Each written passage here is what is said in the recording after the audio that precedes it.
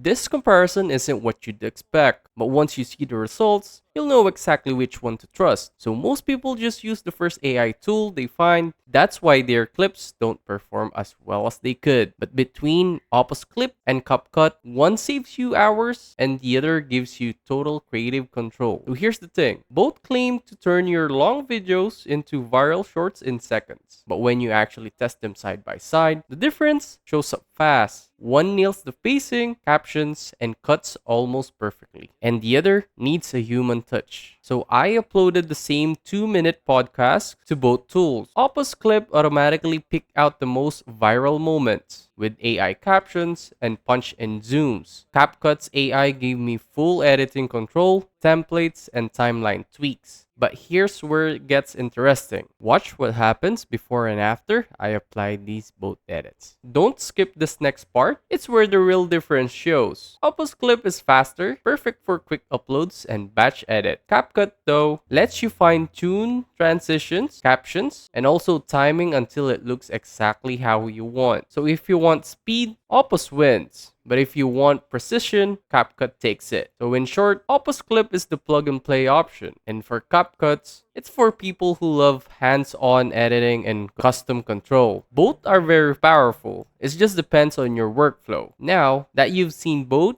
I'll show you how to combine them. Use Opus to generate your clips and CapCut to polish them for TikTok and YouTube videos.